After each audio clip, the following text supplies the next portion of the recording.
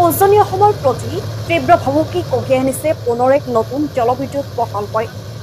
দেশৰ ভিতৰতেই আটাইতকৈ ডাঙৰ আৰু বিশ্বৰ আটাইতকৈ ওখ জলবিদ্যুৎ প্ৰকল্প অৰুণাচল প্ৰদেশৰ লোৱাৰ দিবাং ভেলী জিলাত চৰকাৰে নিৰ্মাণ কৰা কাৰ্যক লৈ তীব্ৰ প্ৰতিক্ৰিয়া প্ৰকাশ কৰিছে AGYCPয়ে। যি সময়ত অসমৰ নদীবান্ধৰ পানী এৰি দিয়াৰ ফলতেই উজনি অসমৰ বিভিন্ন ঠাইত বহু পৰিয়ালৰ খেতি মাটি ঘৰ দুৱাৰ ভাঙি সৰ্বস্বান্ত কৰিছে। তেনে সময়তে ভাৰত চৰকাৰে পুনৰ অৰুণাচলত এক জলবোমা তৈয়াৰ কৰা কাৰ্যক তীব্ৰ প্ৰতিক্ৰিয়া প্ৰকাশ কৰিছে অসম জাতীয়তাবাদী যুৱ ছাত্ৰ পৰিষদে। উল্লেখ্য যে অৰুণাচলৰ দিবাং নৈৰ ওপৰত নিৰ্মিত এই জলবিদ্যুৎ প্ৰকল্পটো সমভূমিৰ পৰা প্ৰায় 280 মিটাৰ ওখ আৰু 3000 মেগাৱাট সম্পন্ন শক্তি বিতৰণৰ বাবে চলাই থকা হৈছে বৃহৎ নদীবান্ধটোৰ নিৰ্মাণ কাৰ্য। অৰুণাচলৰ দিবাং নদীৰ আচুপানী নামৰ ঠাইত নিৰ্মাণ কৰা এই বৃহৎ নদীবান্ধই উজনি অসমক নিমিষতে ধ্বংস কৰিব আৰু ইয়াক কোনোপধ্যে মানি লোৱা নহ'ব বুলি উল্লেখ কৰিছে অসম জাতীয়তাবাদী যুৱ ছাত্ৰ পৰিষদ কেন্দ্ৰীয় সমিতিৰ বিত্তীয় সম্পাদক জ্ঞান শৰ্মাই।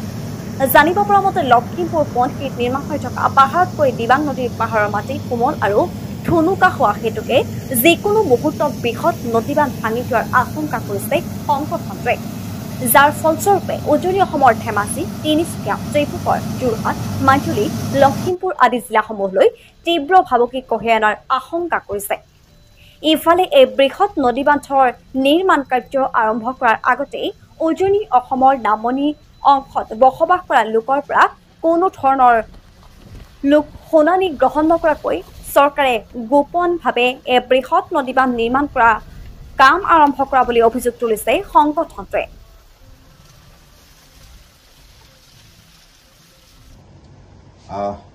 উত্তৰ অসমৰ প্ৰতিগৰাকী জনসাধাৰণৰ জীৱন সম্পত্তি সম্পূৰ্ণৰূপে বন্ধকত ৰাখি বৰ্তমানৰ কেন্দ্ৰীয় চৰকাৰখনে যি দিবাং ভেলী প্ৰকল্প নিৰ্মাণ কৰিবলৈ স্থিৰ কৰিছে তাক আমি অসম জাতীয়তাবাদী যুৱ ছাত্ৰ পৰিষদৰ তৰফৰ পৰা তীব্ৰ ভাষাৰে গৰিহণা দিছোঁ।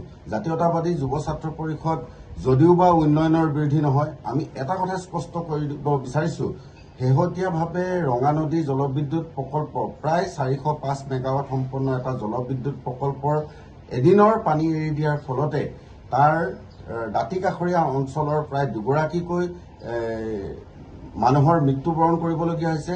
তাতে যি কৃষিভূমি বিস্তৰ পৰিমাণে আচলতে ক্ষতিসাধন, মানুহৰ ঘৰ বাৰী উটি যোৱা পৰ্যায়লৈকে আচলতে ঘটনা সংঘটিত হৈছে।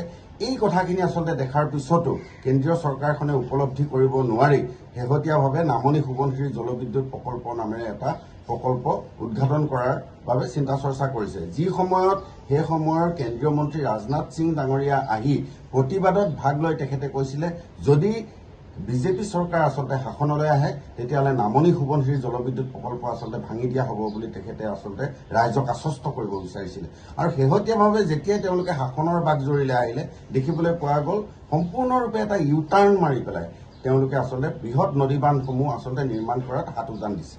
আৰু অতি শেহতীয়াভাৱে দেখিবলৈ পোৱা গৈছে যে উত্তৰ অসমৰ প্ৰতিগৰাকী জনসাধাৰণৰ জীৱন সম্পত্তি সম্পূৰ্ণৰূপে বন্ধকত ৰাখি সম্পূৰ্ণৰূপে এই উত্তৰ অসমৰ মানুহখিনিৰ কথা চিন্তা নকৰাকৈ আচলতে কেন্দ্ৰীয় চৰকাৰৰ নেতৃত্বত যি আচুপানী নামৰ অঞ্চলত আচলতে দিবাং ভেলী লোৱাৰ দিবাং ভেলীত এটা আচলতে জলবিদ্যুৎ প্ৰকল্প আচলতে এই নামনি সোৱণশিৰি জলবিদ্যুৎ প্ৰকল্পতকৈও আচলতে বৃহৎ এটা জলবিদ্যুৎ প্ৰকল্প বনাবলৈ গৈ আছে।